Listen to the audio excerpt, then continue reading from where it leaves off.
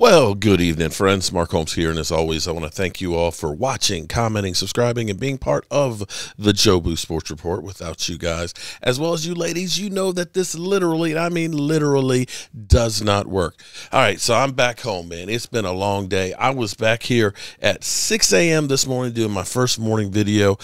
Drove down the road, ended up building a bathroom and painting and everything else. Drove back through a hurricane. Well, okay, tropical storm. It wasn't really a hurricane. Tropical storm, but we got a lot of rain. We got about 4 inches of rain. We got a lot of wind, but then again, we get a lot of wind for me just talking so much because that's what I do. And of course, today was the end of the waiver wires at 12 o'clock, and the Dallas Cowboys wasted no time. So I want to recap everything that goes on. Now, interesting thing, JMU.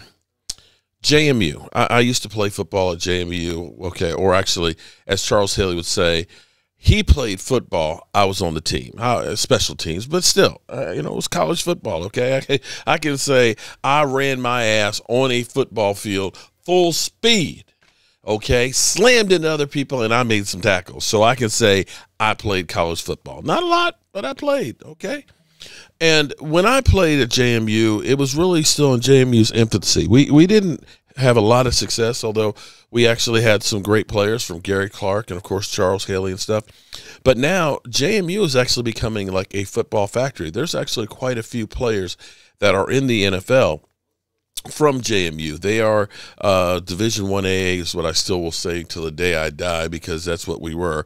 You know, we were like the redheaded stepchild of Division I football. But be that as it may, they are a powerhouse and have been to the national championship games, several of them, winning 2 of them in the last, say 8 years or so. So it was great that we actually had 2 Dallas Cowboys on the roster for the summer. Rondell Carter, who really showed off in a couple of the preseason games, and Ben DiNucci, who, well, Ben DiNucci, you know, the thing about Ben let me make something totally clear. I hope Ben DiNucci becomes a great quarterback, and the Cowboys ended up, you know, getting lightning in a bottle or Jesus in a jug, as my friend Alex would say. But when you look at it from where we are right now, he's got a long ways to go. And this is a guy that I really didn't expect to be on the team. The one that I worried about, that, you know, I knew the Cowboys were taking a chance again. We did this last year, and Rondell was picked up off the roster last year after we drafted him. This year, they put him on, you know, they cut him with the intention, I think, of bringing him back, but unfortunately, he got picked up. And that might be our Danny Amendola.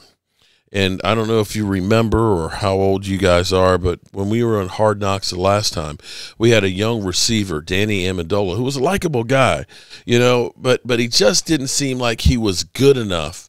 You know, it felt bad because you saw him get cut on Hard Knocks, but Danny Amendola ended up having a great career, and it's kind of like, don't. We had that guy dirt cheap in our building, but unfortunately he got away. I have a feeling that Rondell Carter is going to be that guy for us. But let's go through the list, because we actually also added one more person since my last video. We added defensive end. Breland Speaks was added to the practice squad, you know, as well. So, and also, here's the other part of this. Like I said, I don't want to hate on Ben DiNucci, because Ben DiNucci is cool people. I love Ben DiNucci. Like I said, I'm happy that I can say that, you know, I just went past JMU on my way back home, and, you know, knowing that Ben DiNucci played there, you know, at JMU, took him to the playoffs and everything else, and now that he's a Dallas Cowboys, you know, player, it's a sense of pride. The one I was surprised about was Garrett Gilbert, and this might be another one that bites us in the ass as well later on, you know, that maybe Garrett Gilbert ends up being really, really good someplace else. He showed flashes in that one game. In fact, last year, after he got his first start, I was ready to go ahead and say, you know what, I think this guy should be our guy. I honestly think that this guy should be our guy. Just let him go ahead and play. See what you got. The season's already a wash, okay? You've lost Dak Prescott. You've lost Tyron Smith, Lyle Collins. You know, it was just an ugly season. Quite frankly, you know, if we'd won one more game, we've been tied with Washington and maybe made the playoffs, although that might have hurt us more. But at that point, I was looking at it from the point of Andy Dalton. He's not the answer. You're probably not going to keep him. You know what you got with him. Let's find out about Garrett Gilbert. You know, coach him up and get him in there. And this is part of the thing that I look at with New England, and I kind of understand with Cam Newton. They look at it and say Cam Newton is just a short bridge. Well, you know what? Why don't we just cross the bridge now? Let's let the rookie go ahead and take his lumps and learn on the fly. We got a good defense. We got a good offensive line. And, you know, I'm the best coach in the world here. You know, I got 7 rings, something nobody else has. So, you know, I can understand them on that. But the interesting part here, and this is the thing that makes you go, ooh, did we screw up? Garrett Gilbert goes to New England. Let me say that again. Garrett Gilbert goes to New England on their practice squad. The interesting thing about Bill Belichick is, and this is where I've talked about this many, many times before, is sometimes players are screwed up because of where they go. If you don't have the coaching staff or the offensive line or the team that understands about building and making quarterbacks, you can destroy a player. You can kill his confidence. You can break him up. I think back to when Washington had the chuck and duck offense with Jason Campbell. They literally took years off his career because when Jason Campbell would literally go back in the backfield, he was more worried about which way is that hit coming from this time than the play. And you could understand because he was getting jacked up. You think about a guy, Steve Young, who when he went to Tampa Bay, they literally said the dog can't hunt. 2 years of him playing, it was just like, this guy's ass. Let's let him go. He goes to San Francisco, gets to sit behind Joe Montana. Guy wins the Super Bowl and is in the Hall of Fame. Same player that was in Tampa Bay, different coaches. Garrett Gilbert with Bill Belichick. And the interesting thing about Bill Belichick is it doesn't matter what quarterbacks he has. Quarterbacks that have their very first start under Bill Belichick, every one of them have won their first games. That's a fact. That's Matt Castle. That's Jimmy Garoppolo. That's Tom Brady. Hell, they had – this is how crazy it is. They had Tom Brady having to sit out for 4 games. They bring in Jimmy Garoppolo. He plays a couple of games. He gets hurt. They bring in a rookie, Jacoby Brissett, who started out as the third-string quarterback, and even he wins a game. It's amazing because they leave New England. They go elsewhere. They get paid. So that's where you look at it and say, Garrett Gilbert, he's with New England. That's pretty big. That's really, really big. Okay, so the practice squad. I said it on, going when I was down there in the house and stuff, but I like being, I'm comfortable here. I'm comfortable here in my spot. Ben DiNucci, as we know, okay? And I have a interesting take on Ben DiNucci. I'm actually going to end the video with it. I don't know if it get copyrighted or not, but, that way if I do it at the end, we can always cut it out, but it'll be perfect. Running back, Jawan Hardy, okay? We're talking about Mr. Contact Lens. He ought to get a commercial for Bosch & Lomb. Then there's Nick Ralston, fullback. So we got a fullback now. We've got Hardy, who is on the practice squad, and we signed Corey Clement, okay? Corey Clement, who a former Eagle, who was part of the Philly Special, okay? He's got 600 yards maybe rushing or so, something like that. He's going to end up being your number 3 back. Probably won't see the field very much, but he's your number 3 back in case, Tony Pollard or Zeke gets hurt. So he at least has some experience. He does have the Philly stank on him. He's also added to the actually 53-man roster. We got wide receiver Brandon Smith, wide receiver Odoris Mitchell, We've got tight end Jeremy Sprinkles. We got to sprinkle some stuff up on there. Offensive lineman Braylon Jones, Isaac Alcun, and you love the story with Isaac, of course, from Mexico and being able to make the team and things. He shouldn't be anywhere near the field this year, but he's a guy that you can develop, much like you did Connor McGovern. Connor McGovern hadn't seen the field really until his second year. But he got a chance to learn the system and grow and so on. Defensive lineman Justin Hamilton, I love him bringing him back. Like I said, I wish we could have gotten Rondell Carter back, but unfortunately lost him. Cornerback Deontay Burton, defensive lineman Austin Falua, cornerback K-Ron Brown. Of course, Darian Thompson is back, as well as safety Tyler Cole. So it's been an interesting day. I wish I had actually been here to go over all this stuff. And if you're still thinking about Cam Newton coming to the Cowboys, I don't think that's going to happen. I mean, we got 4 quarterbacks on the roster, and that's way too many quarterbacks as it goes right now.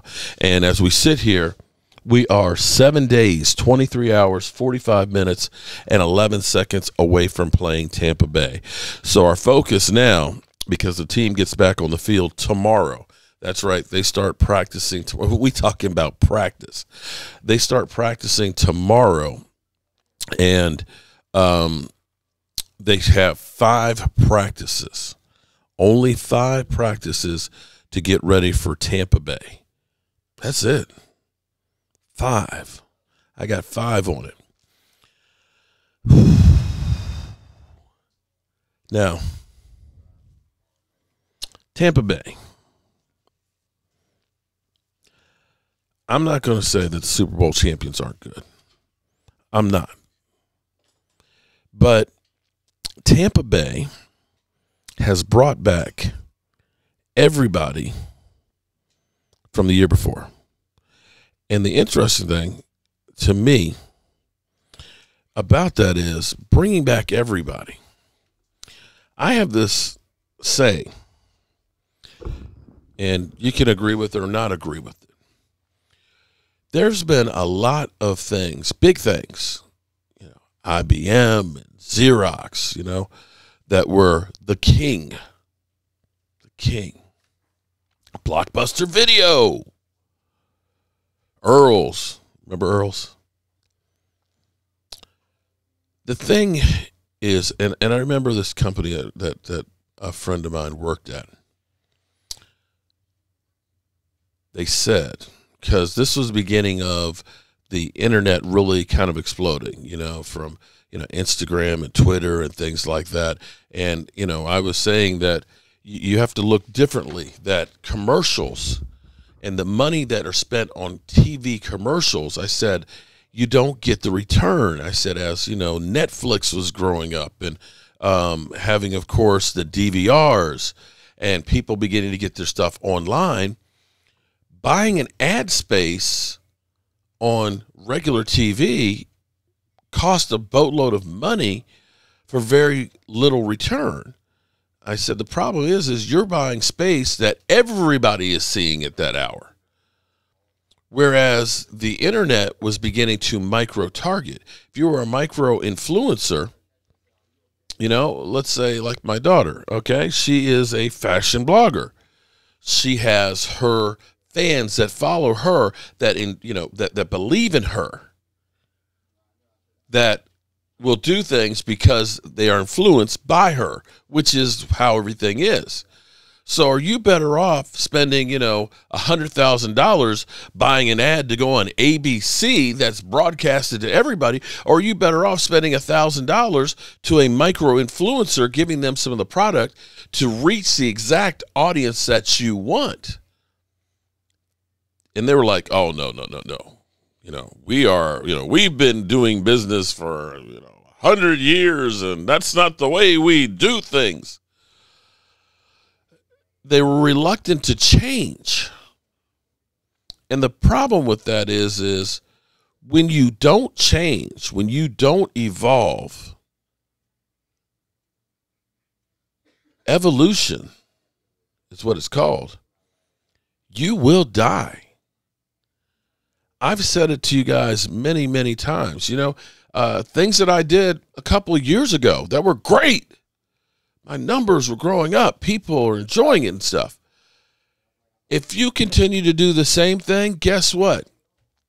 There's somebody younger than you that's hungry, that's going to learn what you do, and they're going to figure out a way to do it better. And because you didn't change with the times, you start falling and you disappear. And then that guy takes your place. When MySpace came out, oh my God, MySpace was huge. Tell Facebook. And at some point, something's going to take the place of Facebook, because Lord knows it's a bunch of old people now on Facebook. Hell, I'm old here on YouTube. We're probably dying out right now as well. So when you don't change, when you don't evolve, and when you're sitting back on your successes, there's some hungry people out there that want what you got. So this is what we keep being told, but Tampa Bay brought everybody back. Everybody's back on Tampa Bay. Doesn't mean they're going to perform like they did last year. And if Tampa Bay had been, say, 15-1 and just blew through everybody, and you looked at it and said they are miles ahead of everybody else, then you say, okay. But going through the playoffs, Tampa Bay, they were winning, but they weren't like you were like, ooh. And as far as the defense goes, it wasn't like it was the 85 Bears. And FYI, the 85 Bears didn't repeat either. They didn't go to the Super Bowl the next year. So this thing of Tampa Bay, as Skip Bayless, the fake Cowboys fan, would say, unless they buck the trend, NFC teams that go to the Super Bowl step way back the next year. All of them. I'm just saying. So with that being said, I got something special for you guys that I'm going to end this on. Like I said, it may end up being that it ends up being copyrighted. If it does, then I'll have to take it off. But I was coming up the road and I was remembering this kid's song that I remember hearing way back in the day. In fact, in Boy Scouts, we took it and we Weird Al Yankovitted it, with one of the camp counselors and stuff. And I think the guy's name was Squiggy. And so we changed it to Squiggy Came Back. We changed the words around a little bit and stuff. I can't remember exactly how it goes, but when Ben DiNucci came back on the roster today, it reminded me of this song. It's called The Cat Came Back. And we're going to leave it with that.